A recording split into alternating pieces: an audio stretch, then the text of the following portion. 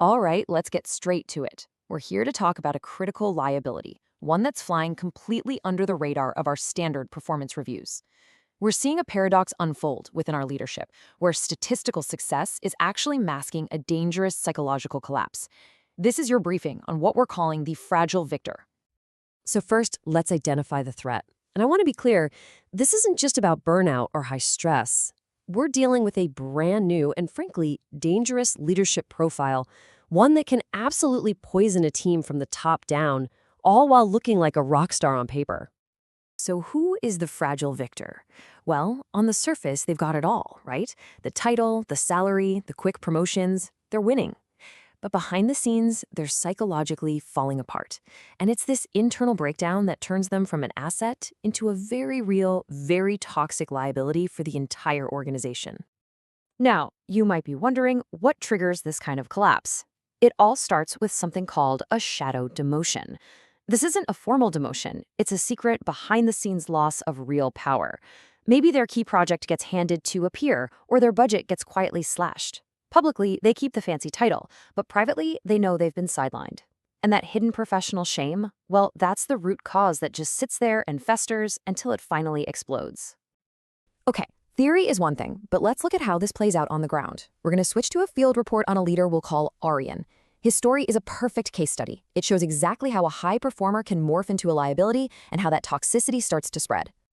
Aryan's downfall followed a really clear three-step pattern. First, there was a catalyst, a simple event that completely warped his perception of his own power. Then came the trigger, that secret shadow demotion right after a big project failed. And finally, the displacement, which is where all that pent-up frustration and shame got redirected onto his team, just so he could feel powerful again.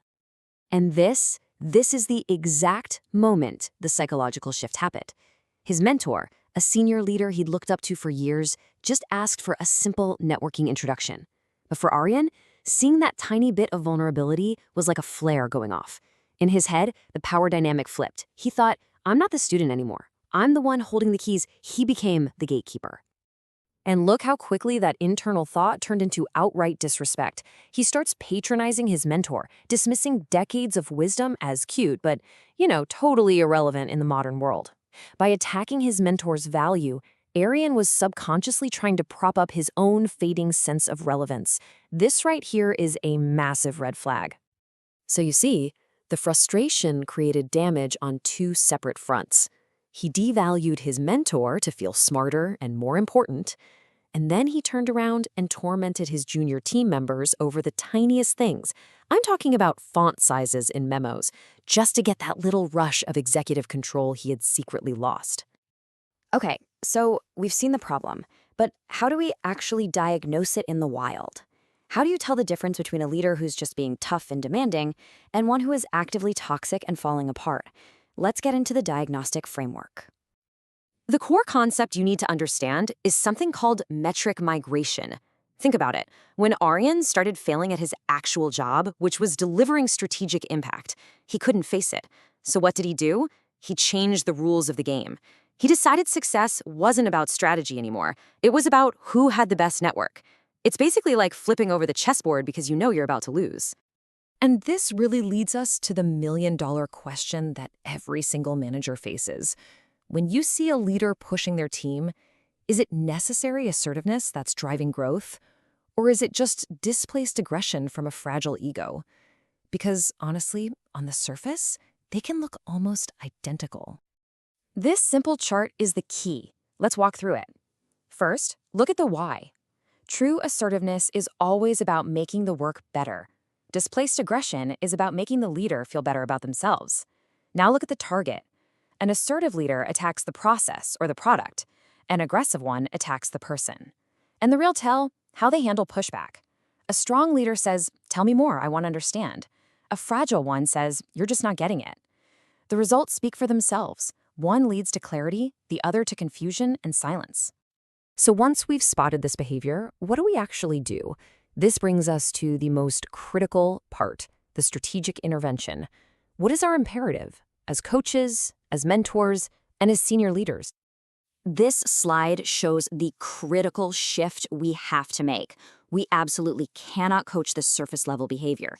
If you ask, "Why are you being so rude?" you're just going to get defensiveness. Instead, we have to go straight to the root cause, to that feeling of shame.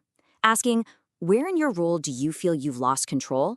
That opens the door to the real conversation. It tackles the insecurity, not the arrogance that's covering it up. So if you remember one thing, let it be this. We have to completely reframe how we see this behavior. This isn't a bad person. It's not a sudden personality flaw. It's a distress signal. It is a cry for help that's been encrypted in arrogance, because that's the only language a leader in this vulnerable position feels safe enough to speak. I want to leave you with this final image. What we're witnessing here isn't the calculated cruelty of a tyrant. It's the desperate, panicked flailing of a drowning man. He isn't trying to pull people under for sport. He's just trying to climb on top of anyone he can reach to keep his own head above water.